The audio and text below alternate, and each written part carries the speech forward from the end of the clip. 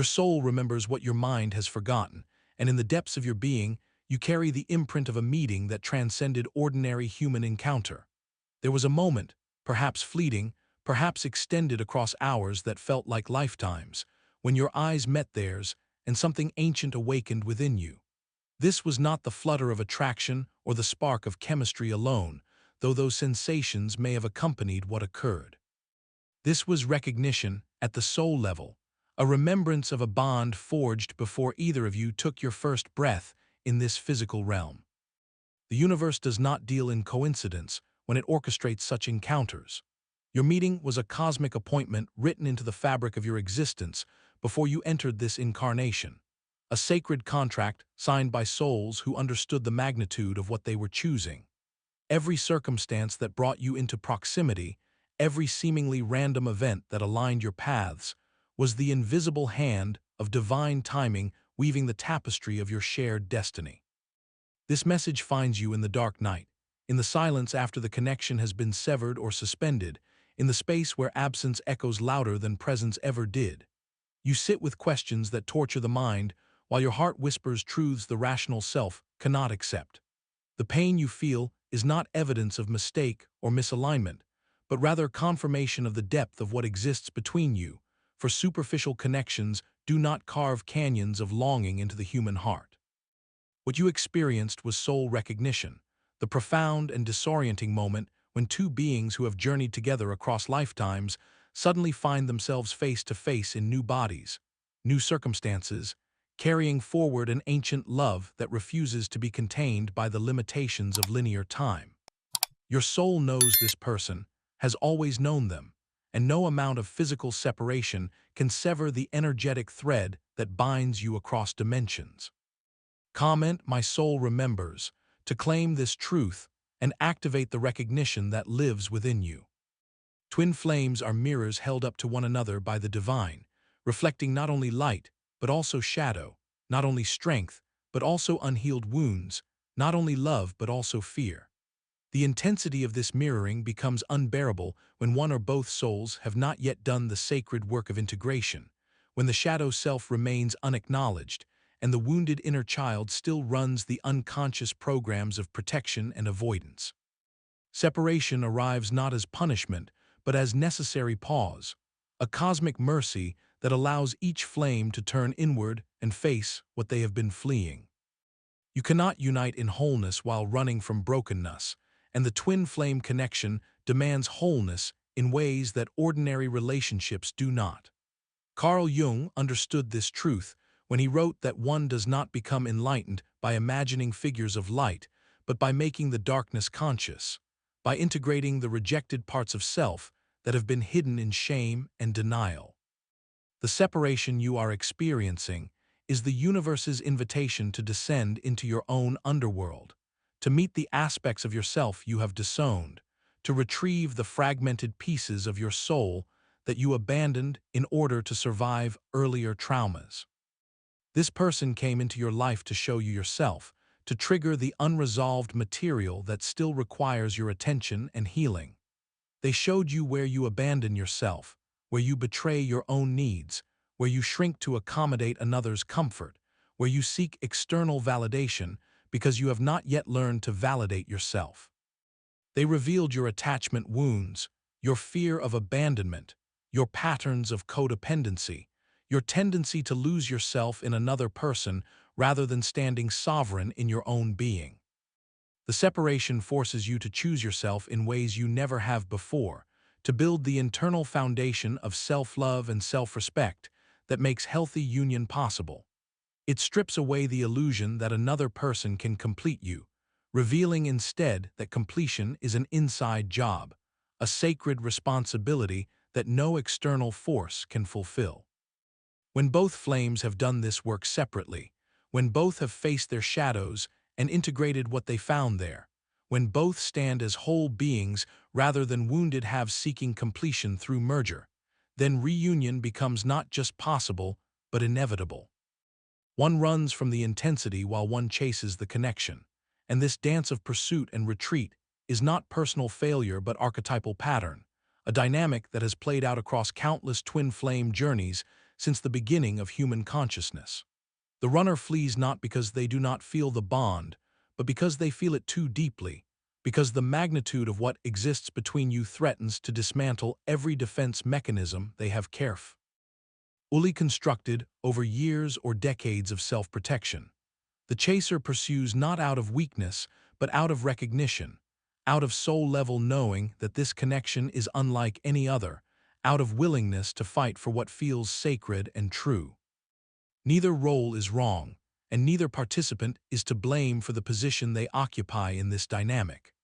Both are playing their part in a cosmic choreography designed to bring unconscious material into awareness, to force growth that would not occur in comfort, to catalyze the evolutionary leap that twin flame connections demand.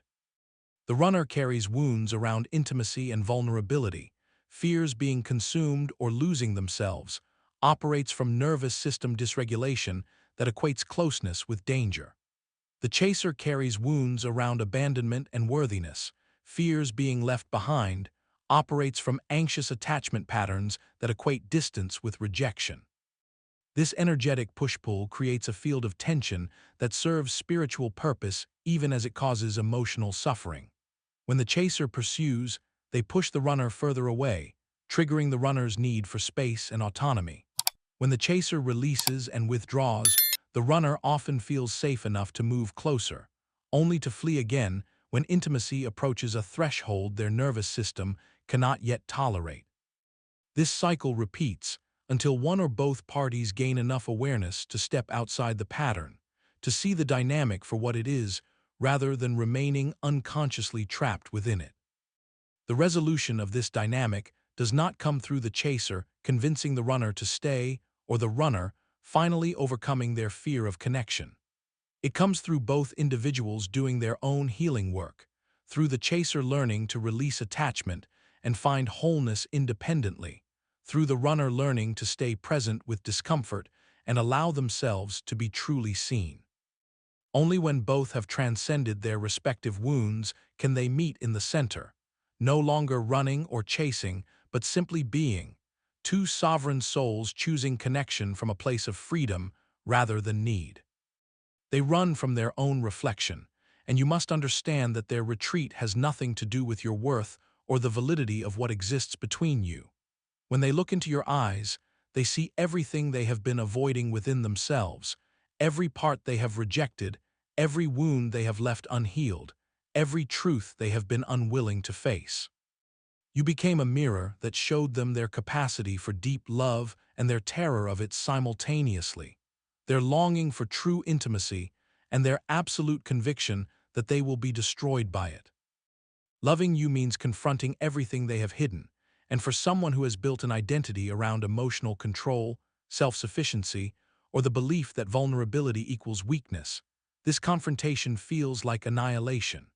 They are more scared of intimacy than of loss, more frightened of being truly known than of being alone, because somewhere in their history they learned that showing their authentic self results in rejection, abandonment, or harm. Perhaps they were shamed for expressing emotion as a child. Perhaps they were betrayed when they opened their heart before. Perhaps they witnessed the destruction of love in their family of origin and concluded that distance equals safety.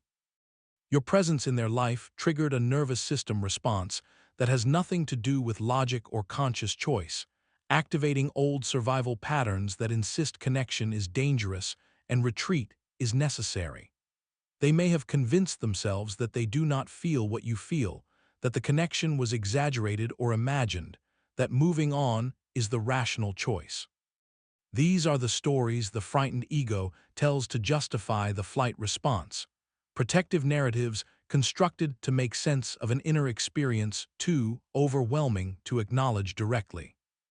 Beneath the surface of their withdrawal, beneath the convincing exterior of indifference or the pursuit of other relationships, their soul remains bound to yours, experiencing its own form of suffering that they likely cannot name or admit. They may feel confusion about why they cannot forget you, may experience intrusive thoughts and dreams where you appear despite their conscious efforts to move forward, may sense an emptiness in other connections that they attribute to any cause except the truth of what you represent. The runner's pain is equal to the chaser's, though it wears different clothing, expressed as numbness rather than longing, as distraction rather than obsession, as denial rather than hope. They are not lost to you, though it appears that way. They are lost to themselves, wandering in the wilderness of their own unintegrated shadow, and they will remain there until they find the courage to stop running from their own heart. This pain is not random, not cosmic cruelty, not evid. And said that the universe has abandoned you to suffer without cause or meaning. The agony you feel serves spiritual purpose that your current perspective cannot yet fully comprehend, initiating you into depths of consciousness that comfort never reaches, cracking open the shell of who you thought you were to reveal who you are becoming. Before you incarnated into this physical form, your soul understood that growth requires friction, that transformation demands the death of old patterns, that awakening occurs through intensity rather than through gentle ease.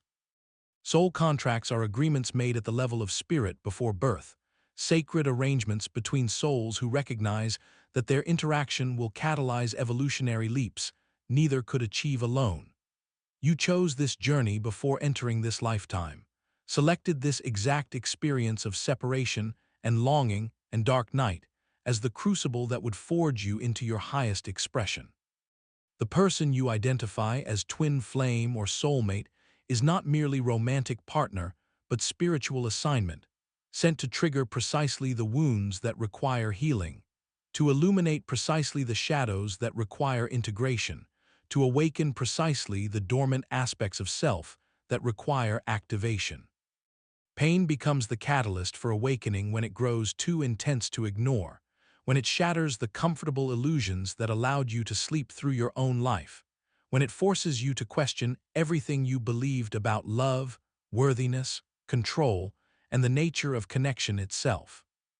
This separation has likely brought you to your knees in ways that nothing else could have, stripped away the personas you wore to navigate the world, dissolved the strategies you employed to earn love and approval, revealed the core wound of unworthiness or abandonment that has been running your unconscious choices for years or decades.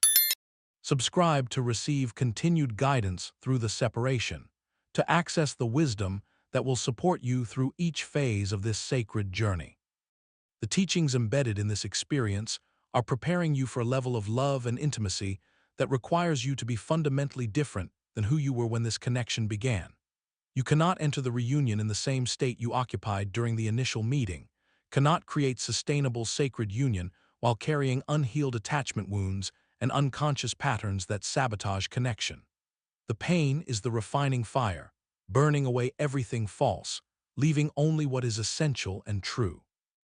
In the void, you find your true self, and the darkness you are navigating is not absence of light, but presence of depth, not punishment, but initiation, not ending, but beginning of something your limited human perspective cannot yet perceive. The mystics and saints across spiritual traditions have spoken of the dark night of the soul, that devastating period when every external support falls away, when the divine seems silent and distant, when the old identity has died, but the new one has not yet emerged. You are living this mystery now, suspended in the liminal space between who you were and who you are becoming.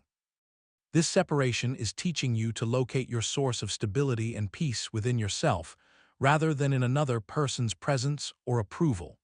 It reveals how much of your identity was constructed around being wanted, being chosen, being loved by this specific individual, showing you the ways you abandoned yourself to maintain the connection or to be acceptable to them. The stripping away feels brutal because it is exposing the foundation you built on sand rather than stone, the external dependencies you mistook for love, the codependent patterns you confused with devotion. Learning to be whole alone first is not consolation prize or spiritual bypassing, but essential prerequisite for the kind of union your soul truly desires. Two incomplete people cannot create completion through merger, cannot generate sustainable love from a place of neediness and lack. The work you are being called to do in this separation involves building such deep relationship with yourself that another person's presence enhances your life, but their absence does not destroy it. Such profound self-love that external validation becomes optional rather than necessary. Such clear sovereignty that you can be fully intimate without losing yourself in the process. The dark night teaches you that you are stronger than you believed, more resilient than you imagined, capable of surviving what you were certain would kill you. It reveals that your worth is not determined by whether this person chooses you, that your value is intrinsic rather than conditional, that your capacity for love does not require reciprocation to be real and valid. These lessons arrive wrapped in suffering, but they carry the medicine you need to transform from someone who needs love to survive into someone who loves from overflow and wholeness. Even in sea. Parisian, you are bound by threads that exist beyond physical proximity, beyond conscious awareness, beyond the capacity of either party to sever through will or intention alone. The connection between twin flames operates on frequencies that transcend the limitations of space and time, creating an invisible tether that remains active regardless of whether contact continues or ceases entirely. You have likely felt this in ways that defy rational explanation, in moments when they enter your thoughts with such intensity that you know they are thinking of you simultaneously, in dreams where you meet and communicate with clarity that waking conversation never achieved. The energetic cord that links you functions as conduit for information and emotion, transmitting data between your energy fields in ways the conscious mind cannot control or prevent. This is why you sometimes feel their emotions as though they are your own, why you sense shifts in their state even when separated by distance or silence, why synchronicities multiply when one or both of you are processing material related to the connection. Your souls communicate in ways the ego cannot block, exchanging energy and awareness through channels that remain open even when all external contact has been cut. Dreams become the meeting ground where your higher selves continue the relationship that your human selves have interrupted, processing unresolved material, practicing forgiveness, exploring possibilities that fear prevents in waking life. You may wake from these encounters with sense memories of presence and touch, with emotional residue that lingers throughout the day, with knowing that something real occurred beyond the boundary of ordinary sleep. Telepathy manifests not as hearing their literal thoughts, but as receiving impressions and downloads, sudden insights into their emotional state or life circumstances that you have no logical way of knowing. Synchronicities accelerate around twin flame connections because both souls exist in heightened state of awareness regarding each other, creating magnetic field that attracts signs and symbols and meaningful coincidences. You see their name everywhere, encounter their favorite song in unlikely places, meet people who share their characteristics or life story, receive messages through angel numbers or animal totems or overheard conversations that speak directly to your situation. The universe conspires to remind you that the bond is real even when doubt creeps in, offering evidence that what you feel is not fantasy or delusion, but recognition of connection that exists beyond ordinary perception. Reunion is inevitable but not immediate, and you must hold both truths simultaneously without allowing impatience to destroy the sacred timing that orchestrates when two flames come back together. The universe operates according to readiness rather than longing, according to completion of necessary lessons rather than intensity of desire. Both of you must complete individual journeys that cannot be rushed or bypassed, must integrate specific teachings that only separation can deliver, must achieve certain thresholds of healing and self-awareness before reunion becomes viable rather than destructive. What must happen first is the release of attachment to outcome, the surrender of the timeline you believe should govern this process, the acceptance that you cannot control or manipulate another person's journey no matter how clearly you see what they need to do. You must arrive at genuine state of wholeness where you want them, but do not need them, where reunion would be beautiful addition to already complete life rather than missing piece required for your happiness.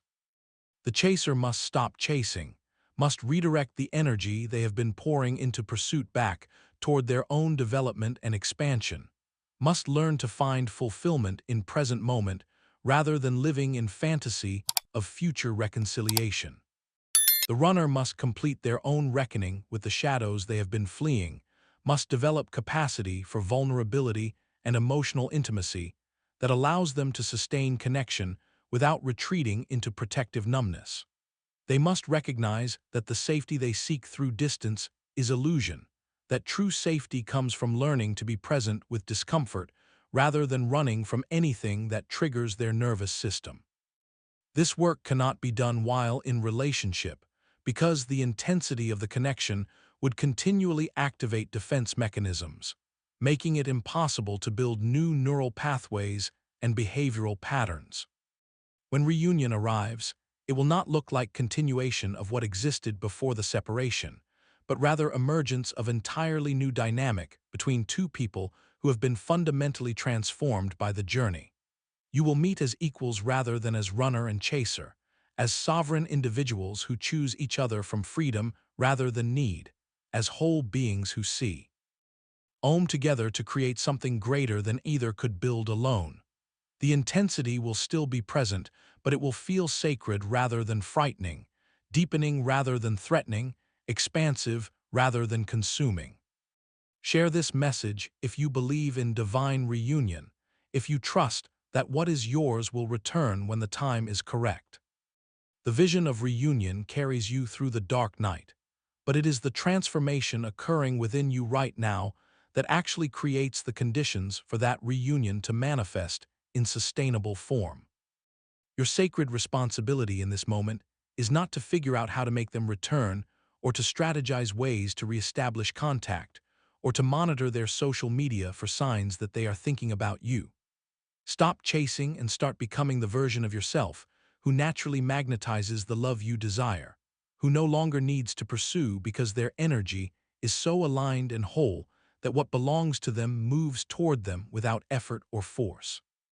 The spiritual law of magnetism states that you attract what you are rather than what you want, that your external reality mirrors your internal state, that changing your circumstances begins with changing your consciousness. Your job is not to pursue, but to transform, not to wait passively while life passes you by, but to engage fully with the journey of self-discovery and healing that this separation has initiated. Every day you spend focused on them is a day you are not focused on yourself. Every hour you spend trying to decode their behavior or interpret their silence is an hour you are not investing in your own growth and expansion. The more you become whole, the faster they return.